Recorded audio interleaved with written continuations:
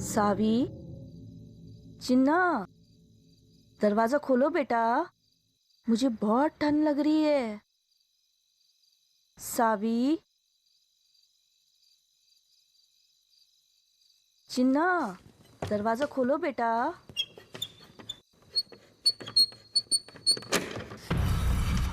सावी, ये क्या कर रही थी तुम? दरवाजा क्यों खोल रही थी? हाँ? माँ वो मैं दरवाजा बंद करती हूँ।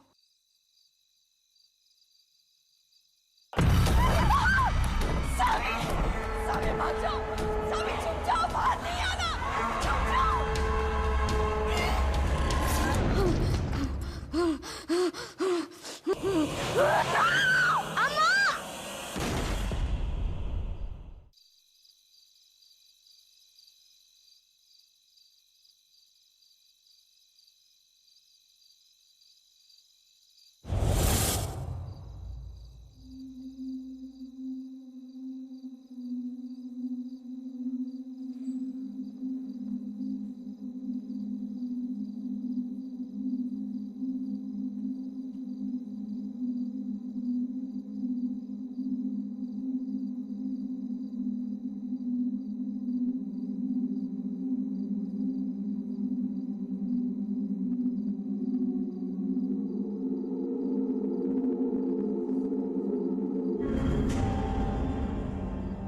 तुम अभी घर नहीं गई?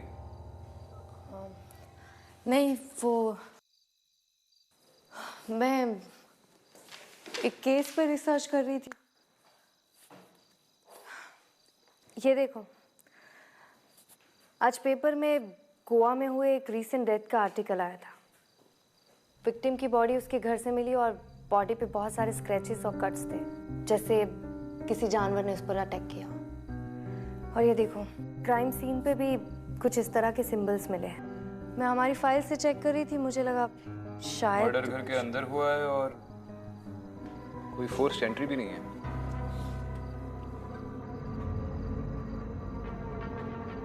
और ये सिंबल्स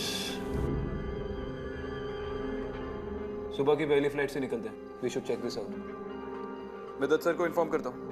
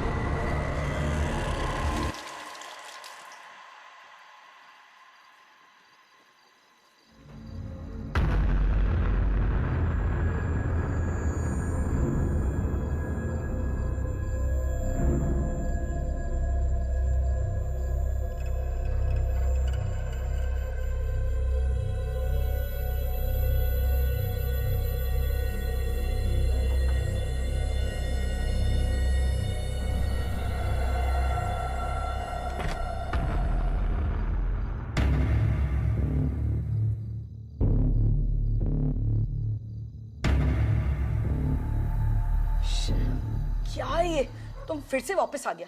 हम बोला था ना तुमको हमारे हाउस से दूर रहने का। तुमको थोड़ा भी शर्म नहीं आता है? पागल हो गया क्या तुम? पूरे कॉलोनी में अपनी बकवास लिखता रहता है। पता नहीं क्या है इस लेडी का, बता के छोड़ेगा। अब देखता है तुमको कॉलोनी से कौन बचाता है। मूव! देखता है रीमा, रीमा क्या कर रहे हैं? देखो, ये मिटाओ मत। देख, वो डॉली ने भी इसे मिटा दिया था, वो बच नहीं पाया, मर गया, वो मर गया। तुम मत मिटाओ इसे। व्हाट?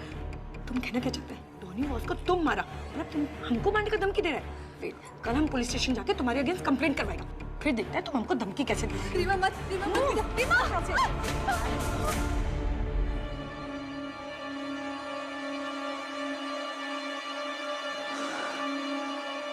अच्छा हुआ। Mad woman. टीना, तुम काय को खड़ा है? कल स्कूल जाना है ना? Go and sleep. गो गो बेटा। एंड यू वापस नहीं आने का हमारे घर।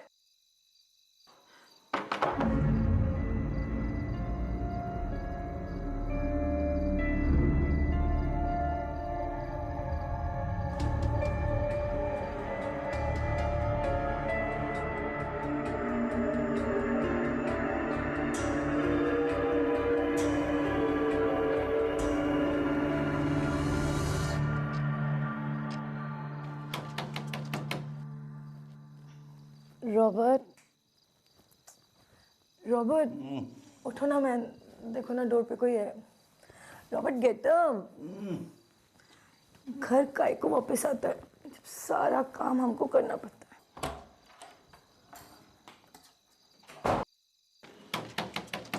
रीमा, कौन है? Who's there? रीमा मैं तुमसे बात करने आई हूँ। मुझे तुम्हें सॉरी बोलना है। प्लीज दरवाजा खोलो। फिर से वापस आ गया। आज इसको नहीं छोड़ेगा मैं। आज तो इसको बता के रहेगा। छोड़ेगा नहीं हम तो।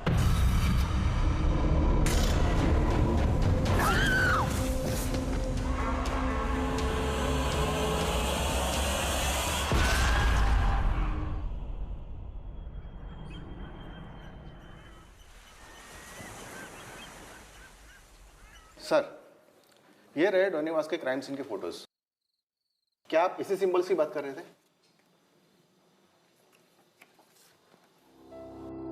विक्रांत, ये सिंबल्स तो बिल्कुल अलग है। ये सिंबल्स है ही नहीं, ये तो कुछ लिखा हुआ है, शायद साउथ के किसी लैंग्वेज में। सर, मैम, अच्छा वो आप दोनों यहाँ आ गए। ये केस बहुत ही अजीब हो गया है। जिस कॉलोनी में डोनीवास रहता था, कल रात को उसी कॉलोनी में एक औरत का मर्डर हो गया है और विक्टिम का नाम है रीमा कोरिया। रीमा और डॉनी के मर्डर के तरीके में कोई सिमिलैरिटीज हैं? जी सर, दोनों की बॉडी पे जो घाव है वो तकरीबन सेम ही है। और एक बात और सर, इन दोनों के मर्डर के कोई भी आई विटनेस नहीं। रीमा की ऑटोप्सी रिपोर्ट चल रही है और ये है डोनीवास की ऑटोप्सी रिपोर्ट। सर, हमारी टीम ने चेक किया है, ये जो घाव है वो ना ही किसी हथियार के हैं और ना ही किसी इंसान ने किए हैं। तो क्या किसी जानवर के निशान है? आर्टिकल में तो यही छपा था ना? नो मैम, एनिमल एक्सपर्ट ने भी कंफर्म किया है, ये किसी जानवर के भी नाखूनों के निशान नहीं है। ये कैसे हो सकता है? सर यही तो इम्पॉसिबल है। अगर इम्पॉसिबल है तो ये पॉसिबल किसने किया?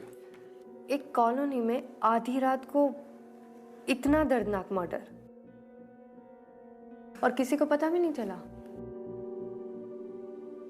इस केस के सारे क्लूज और एविडेंस फिर से चेक करते हैं। उस कॉलोनी का एक चक्कर लगाना पड़ेगा। आई एम श्योर कोई ना कोई एक्सप्लेनेशन तो मिल ही जाएगा।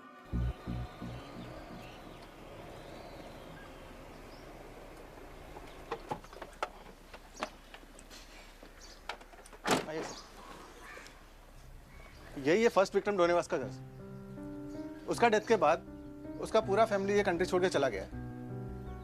कौन कौन थे उसकी फैमिली में? मैम, उसकी वाइफ कैरन और उसका बेटा गिलबर्ट। इस गिलबर्ट की उम्र क्या होगी? सर यही कोई 6-7 इयर्स। और घर में कहीं से भी फोर्स्ड एंट्री नहीं थी? No sir.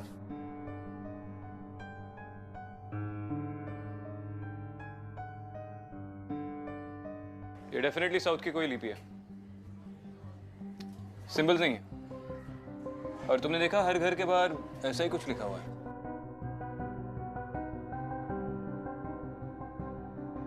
हाँ विक्रांत, इनफैक्ट इसी तरह की लिपि बैंगलोर वाले केस फाइल्स में भी थी। बैंगलोर केस? 1919 के बैंगलोर मर्डर। उस वक्त भी क्राइम सीन पर इसी तरह की लिपि में कुछ लिखा मिला था। सर, और जितनी भी बॉडीज मिली उस पर क्लॉ मार्क्स थे, जैसे कि रीमा और डॉनी की बॉडी पर मिले।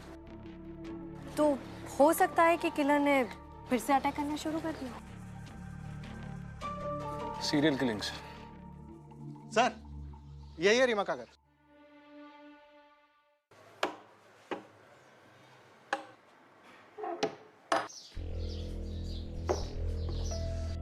इस घर में भी कोई फोर्स्ड एंट्री नहीं है। रीमा और वस के मर्डर्स रात में हुए थे घर के अंदर और कोई फोर्स्ड एंट्री नहीं। इसका मतलब जिसने भी ये किया है वो दरवाजे से अंदर आया था बिना किसी जबरदस्ती के। पॉसिबल है कि वो दोनों मर्डरर को जानते थे।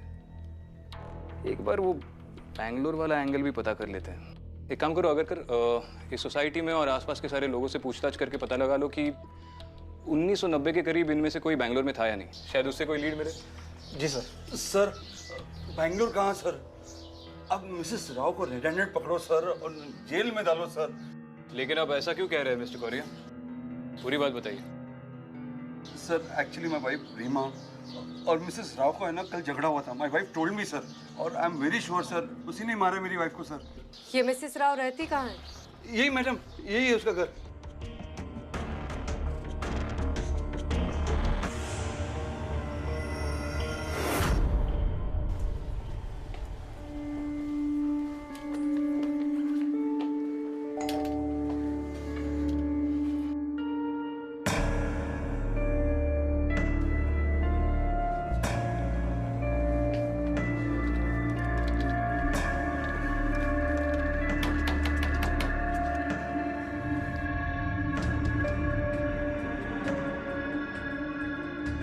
अगर जी सर।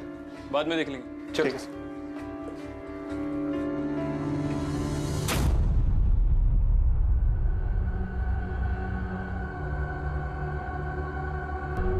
अदिति,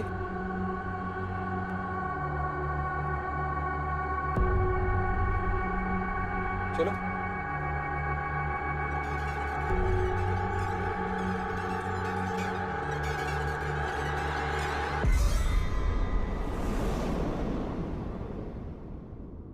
दरवाजा क्यों खोल रहे थे? मैंने मना किया था ना, दोबारा मत करना।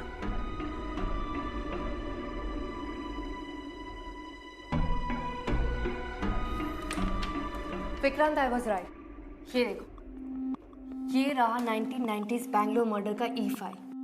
ये केस इसी लिपि से जुड़ा हुआ है। और तुम सही कह रहे थे, ये सिंबल्स नहीं है, कन्नड़ लैंग्वेज में लिखा हुआ एक वर्ड है, नालेबा, जिसका मतलब है कल आना। नालेबा। नालेबा, नालेबा, नालेबा, नालेबा,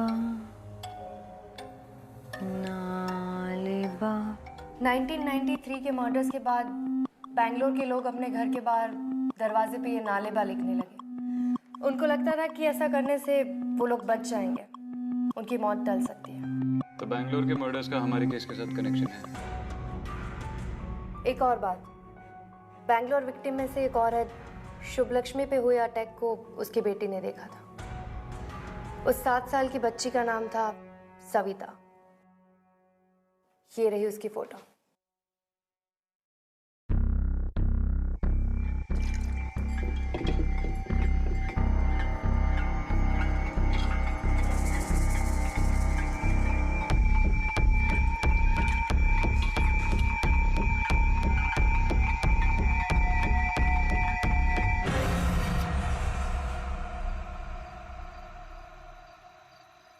ठीक है, चलो बाद में बात करता हूँ।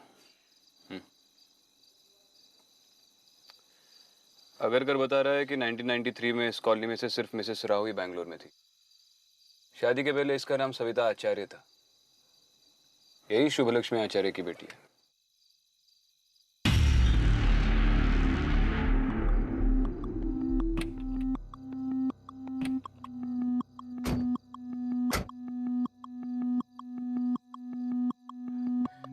मन्नू,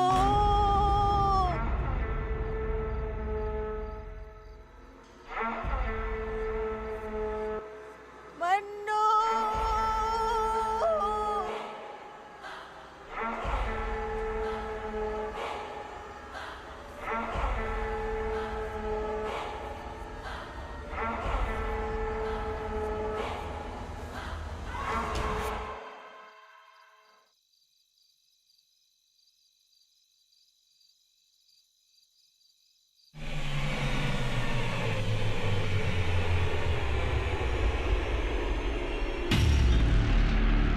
नालेबा नालेबा ने तो दिमाग खराब कर दिया यार। अरे तुम यहाँ क्या कर रही हो? वहां पे वो सविता घरों के बाहर नालेबा लिख रही है। चलो।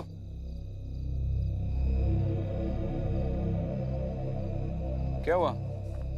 किसे ढूंढ रही हो? विक्रांत, अभी यहाँ पर एक औरत खड़ी थी, यहीं पर थी वो, एकदम बिल्कुल मेरे सामने थी मतलब कहाँ गई? वही तो, अचानक से कहाँ चली गई? वहम होगा तुम्हारा। चलो।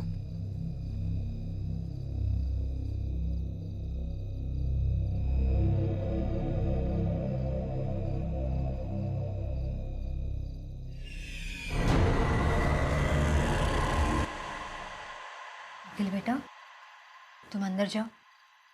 देखो, डरो मत, मैं हूं ना, मैं तुम्हें कुछ नहीं होने दूंगी। मैं उसे तुम्हें कुछ करने ही नहीं दूंगी। जाओ, अंदर जाओ।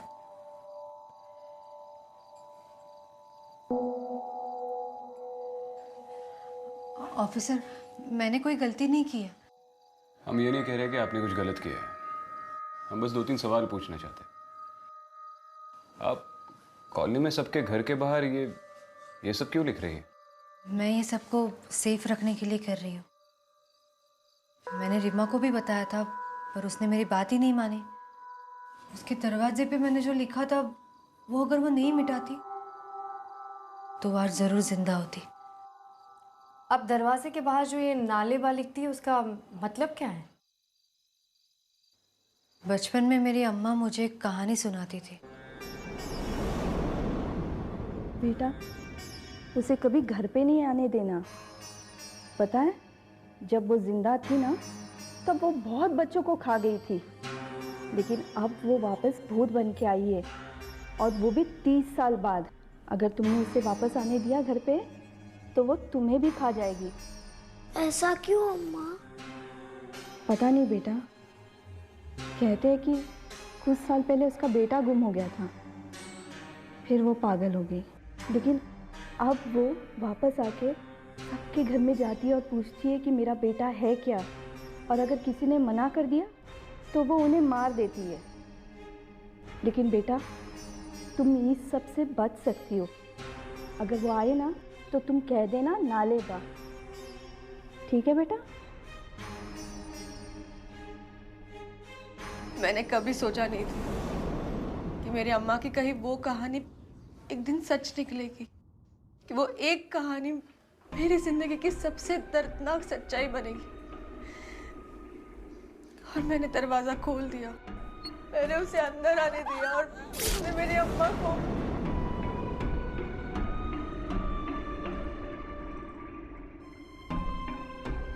सॉरी सविता, पर क्या आप हमें बता सकती है, जिस दिन आपकी माँ पर अटैक हुआ था, तब आपने उस औरत को देखा था? क्या वो लाल कपड़े पहने हुए थे?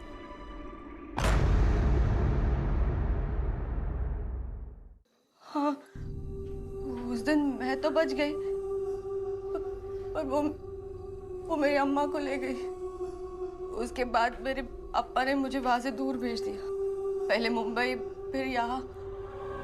पूरी जिंदगी में बस उसके डर में जीती रही, और अब वो वापस आ गई है। हर रात मुझे उसकी आवाज सुनाई देती है। वो यहाँ दरवाजे के बाहर मेरा इंतजार करती है। मैं अगर दरवाजे के बाहर नालेबा ना लिखूं ना, तो मुझे जिंदा नहीं छोड़ेगी, मार डालेगी मुझे। इसलिए मैं। सविता, अगर वो आपको मारना चाहती है, तो फिर आपके पड़ोसियों पर क्यों हमले हो रहे? पता नहीं, पर उस वक्त भी ऐसे ही हुआ था। उसने सिर्फ मेरी अम्मा पर हमला नहीं किया था, बाकी कई लोगों पे किया था, छोटे बच्चों पे भी किया था। तभी मेरे अप्पा ने सबको बताया कि अगर हम घर के बाहर नालेबा लिखेंगे तो वो हमें तकलीफ नहीं पहुंचाएगी, वो हमें नहीं मारेगी। सबने वैसे ही किया, सबने अपने घर के बाहर नालेबा लिखा, और फिर वो हमें तकलीफ देना उसने बंद कर दिया। वो हादसे भी बंद हो गए। तो दरअसल रीमा की जान बचाने के लिए आप उसके घर के बाहर ये सब लिख रही थी? हाँ,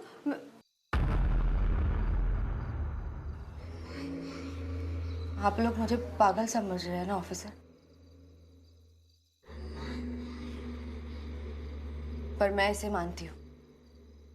नालेबा लिखने या कहने से मौत टल जाती है। क्यों, कैसे, ये सब मैं नहीं जानती, पर पर यही सच है। मैं बस सबको सेफ रखना चाहती हूँ और ये मेरी जिम्मेदारी है। और अगर मुझे सबसे लड़कर भी नालेबा लिखना पड़े तो भी मैं लिखूंगी।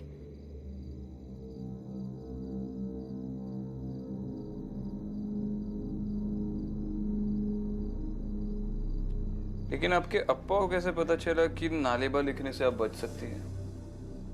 पता नहीं, मैंने कभी उनसे पूछा नहीं, उन्होंने भी बताया नहीं। एक और बात सविता, इस कॉलोनी में कोई मन्नू नाम का रहता है? मन्नू? नहीं, इस नाम का तो यहाँ कोई नहीं रहता।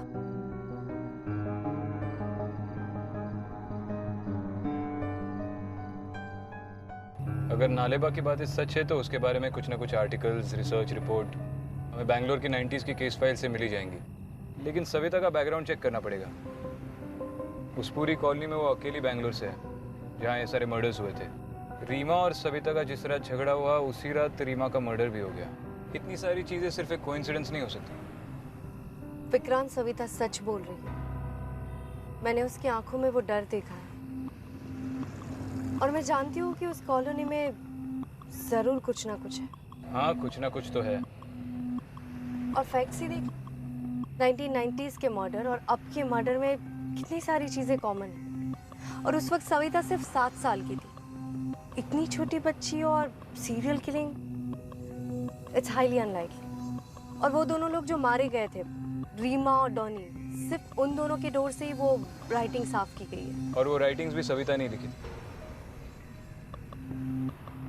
देखो, मैं ये नहीं कह रहा कि वो बैंगलोर के मर्डर्स सविता ने किए हैं। और जिस लड़की ने इतनी कम उम्र में अपनी आंखों के सामने माँ का मर्डर देख लिया हो, सोचो वो कितने ट्रॉमा से गुजरी होगी। और सविता ने हमें सिर्फ एक कहानी सुनाई है।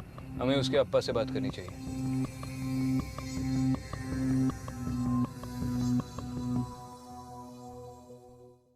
ये देखो विक्रांत, 1963 में मन्नू नाम के लड़के की मिसिंग रिपोर्ट है और रिपोर्ट उसकी माँ लाली ने वहाँ के जमींदार के खिलाफ लिखवाई है। That's it? और कोई इन्फॉर्मेशन तो है नहीं?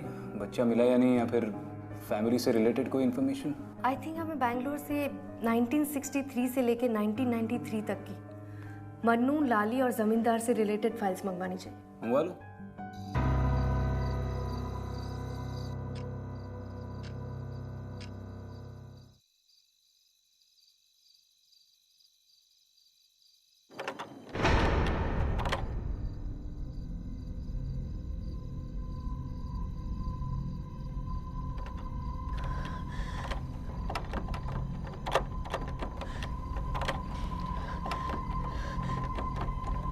नालेबा, नालेबा, नालेबा, नालेबा, नालेबा, नालेबा, नालेबा, नालेबा। तेरे ये पागलपन की वजह से ना कितनी बार हमें घर बदलना पड़ा। फिर से तूने वही हरकतें शुरू कर दी। नहीं, मेरी बात सुनो। चुप, बिल्कुल चुप। अब मैं तुम्हारी एक बात नहीं सुनूंगा। तेरे कारण घर में पुलिस आई ना पुलिस। क्या चाहती है? जेल जाना चाहती तू? नहीं, मैं मेरा नहीं तो कम से कम अखिल का ध्यान कर। क्या क्या कर रहे हो? क्या ढूंढ रहे हैं? देखिए, ये ऐसा मत कीजिए, मेरी बात सुनिए। ये आप इसे मत मिटाइए। देखिए, इसे मिटा देंगे तो हम बच नहीं पाएंगे। कितना छोटा है, अगर हमें कुछ हो गया तो अरे हाँ, क्या होगा? सुनिए मेरी बात, मत मिटाइए इसे। रुकिए। बस सविता, चुप। मुझे पता है कि मुझे क्या करना है। तुम जाके अपना काम करो। जाके अखिल का ध्यान रखो। देखिए, कहा ना जा अंदर।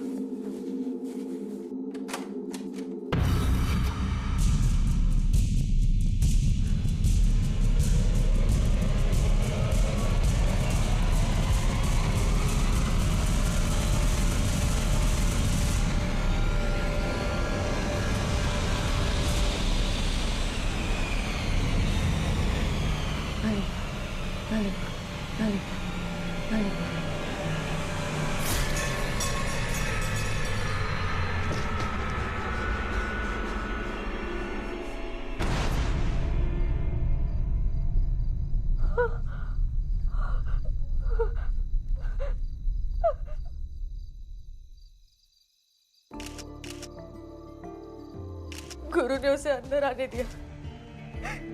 गुरु ने उसे हमारे घर के अंदर आने दिया। गुरु ने तो उन अक्षरों को भी मिटा दिया जो हमारी रक्षा कर रहे थे। एक बार भी अखिल के बारे में नहीं सोचा। उसे अंदर आने दिया गुरु ने।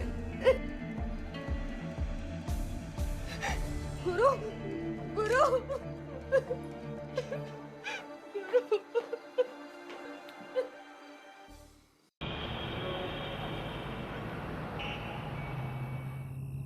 अब तुम भी मानते हो ना कि सविता बेकसूर है? देखो, इतनी जल्दी किसी कंक्लूजन पे नहीं पहुंचते। कॉलोनी में सबने स्टेटमेंट दिया है कि सविता और गुरु का रोज झगड़ा होता था और कल रात का झगड़ा तो बहुत देर तक चला। तो तुम्हें लगता है कि सविता ने उसके हस्बैंड पर अटैक किया? पर वो तो कमरे के अंदर बंद थी। लेकिन अब तक उन्हीं लोगों पर अटैक हुआ है जिनका सविता के साथ झगड़ा हुआ था। और डॉनी? तुम्हें कैसे पता कि डॉनी के साथ उसका झगड़ा नहीं हुआ था? शायद उस बात का किसी को पता ना चला।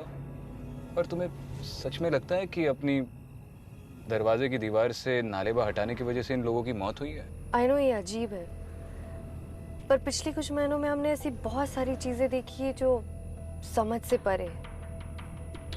तो हो सकता है कि सविता की... देखो अदिति, मैं मानता हूँ कि पिछले कुछ महीनों में हमने काफी अजीब चीजें देखी हैं, लेकिन हम हर केस को शुरू से इस नजरिए से नहीं देख सकते।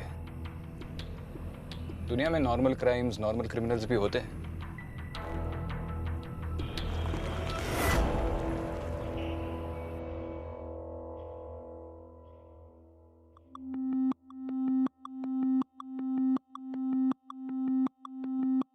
इस फाइल में लिखा है कि मन्नू के खो जाने के बाद उसकी मां लाली पागल हो गई और उसने खुदकुशी कर ली।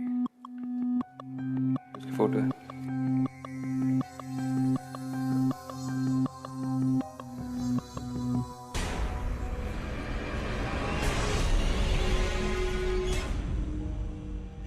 ये तो वही औरत है विक्रांत, जिसे उस रात मैंने देखा था।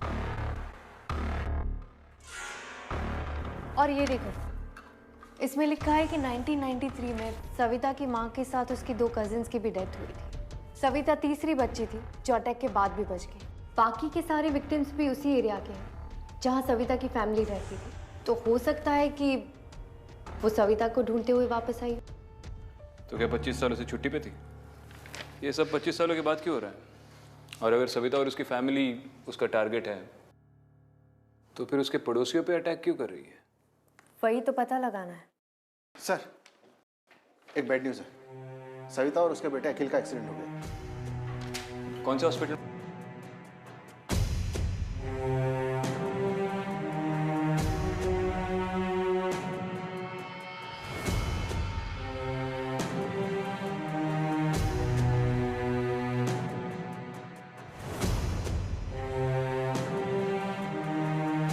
इस एरिया में एक्सीडेंट हुआ है, मुझे उसके डिटेल्स चाहिए।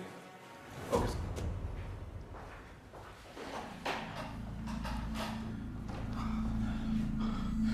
सविता। जी आप? मैं सविता का अब्बा। अखिल, अखिल बेटा, बेटा तू ठीक तो है ना? तुझे ज्यादा चोट तो नहीं आई? ये क्या? मैं एसीपी विक्रांत और ये एसपी अदिति। हम ये केस इन्वेस्टिगेट कर रहे हैं।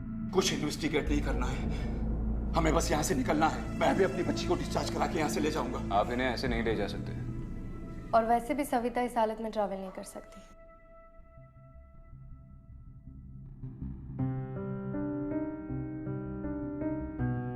मुझे यहाँ बहुत पहले आ जाना चाहिए था।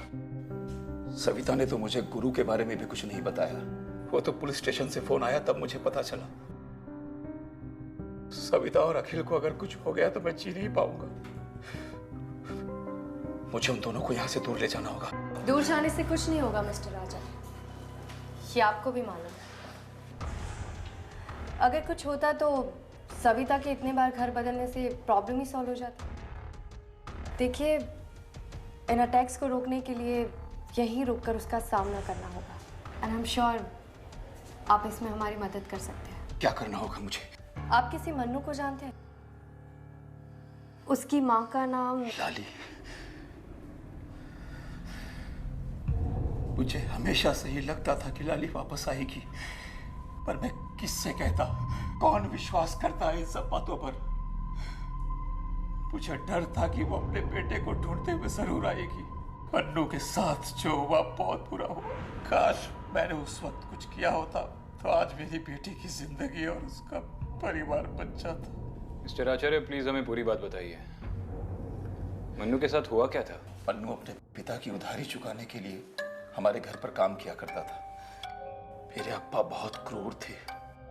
मन्नू 7 साल का था। अप्पा घर का सारा काम उससे करवाते थे। बीमार पड़ गया बच्चा। मन्नू की माँ मन्नू को ले जाने के लिए रोज हमारे घर आती थी, पर मेरे अप्पा कोई ना कोई बहाना बनाकर उसे रोज भेज दिया करते थे, ये कह के कि कल आना। मन्नू की माँ ने मन्नू को बचाने के लिए बहुत से लोगों से मदद मांगी, लेकिन अप्पा के डर से किसी ने मन्नू को बचाने की कोशिश नहीं की। और एक दिन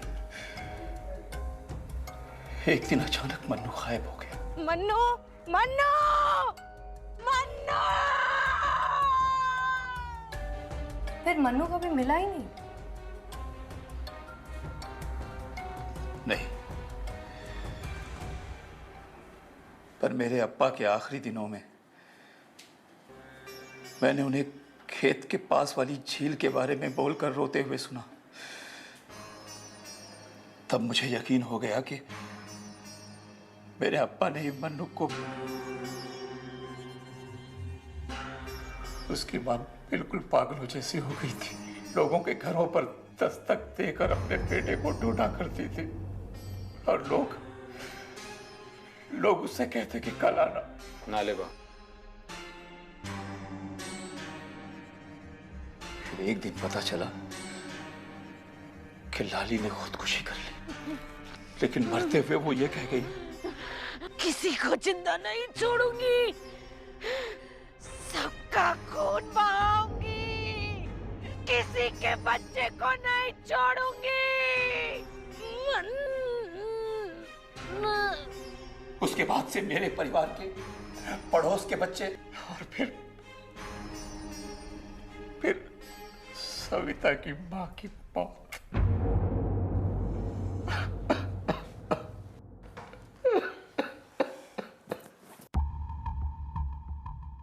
चलिए मिस्टर आचार्य, मैं आपको घर छोड़ देता हूँ। यहाँ डॉक्टर्स है, आदिति है। जैसे ही सविता को होश आएगा, ये हमें कॉल कर देंगे। नहीं, मैं अपनी बेटी को छोड़ के कहीं नहीं जाऊंगा। वो फिर आएगी। मैं कहीं नहीं जाऊंगा। मिस्टर आचार्य, मैं हूँ यहाँ सविता के साथ। आप लोग घर जाकर आराम कीजिए। वैसे भी अखिल बच्चा है, यहाँ उसका हॉस्पिटल में रहना ठीक नहीं।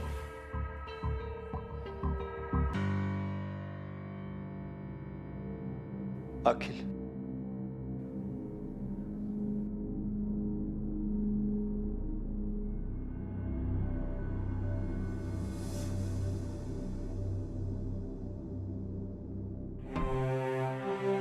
सही, आप क्या कर रहे हैं? आप वहाँ पे लिख नहीं सकते? नर्स,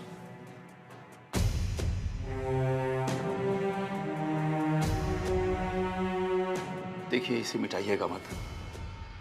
अगर कोई चार्ज लेना है तो आप ले लीजिए, पर ये लिखा रहने दीजिए।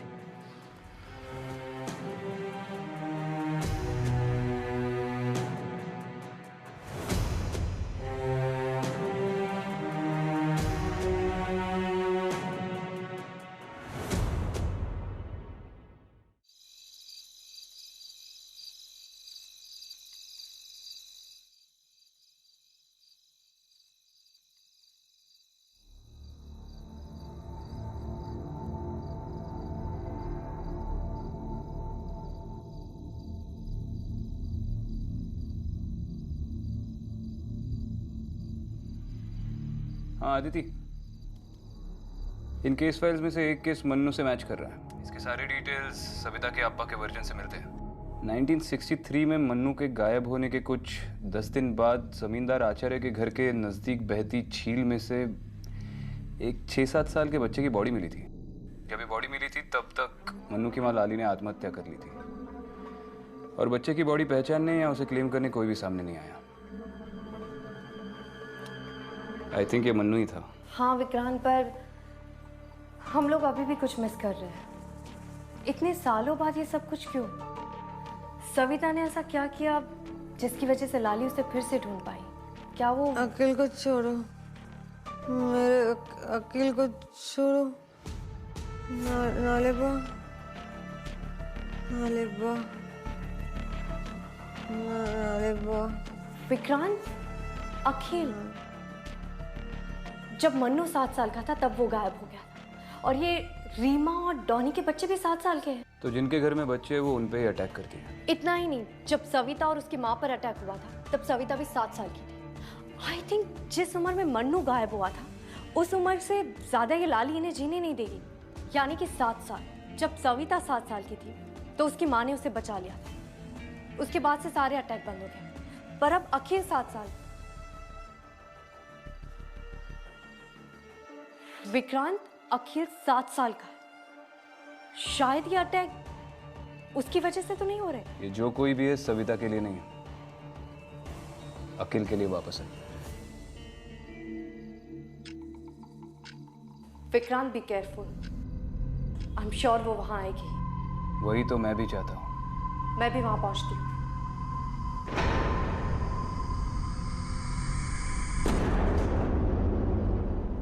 कहाँ है मेरा अकील?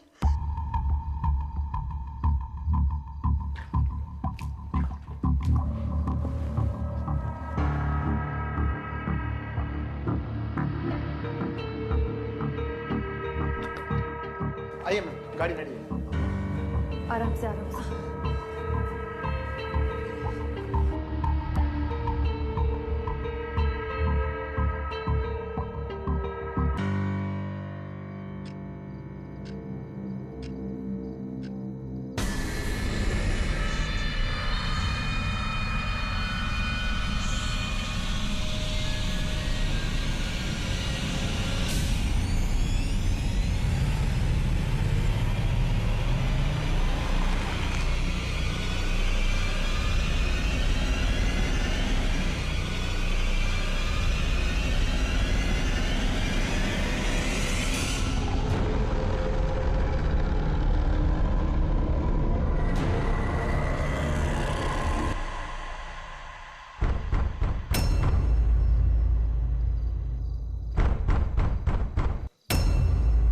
अगर कर जल्दी चलो, फास्ट।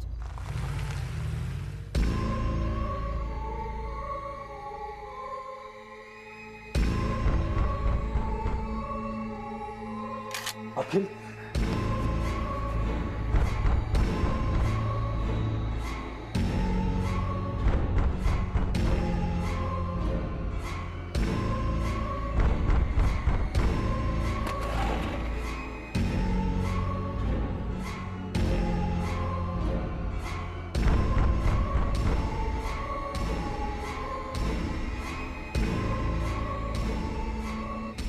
प्लीज प्लीज दरवाजा मत खोलिए, दरवाजा मत खोलिए।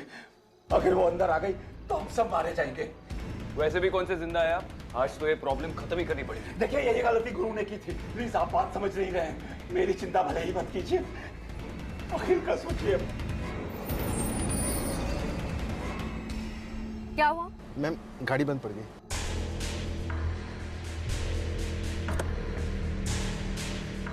सविता, चिन्ना, मुझे अंदर आने दे। बहुत ठंड लग रही है बेटा, दरवाजा खोल। चिन्ना। अम्मा, अम्मा। अनु, अनु, अनु, अनु, अनु, अनु,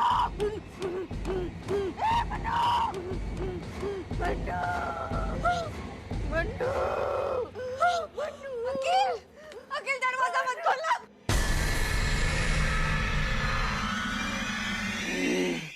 अकील दरवाजा मत खोलो। लाली, रुक जाओ लाली।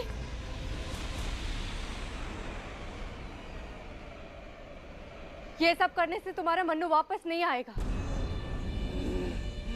तुम्हारा मन्नू दूसरी दुनिया में जा चुका है। लाली, तुम्हारा मन्नू मर चुका है।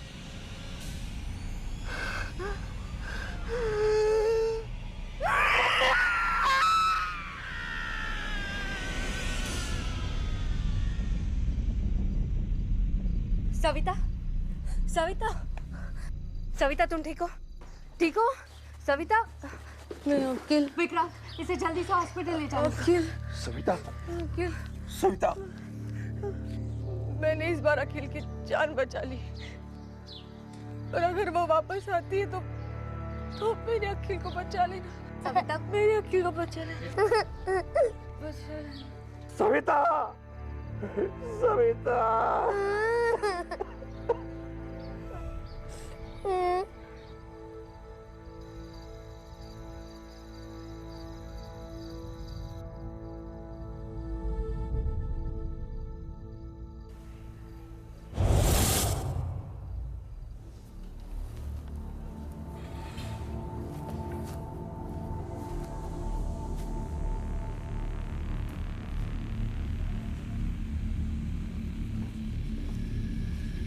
कॉफी? क्या सोच रही हो?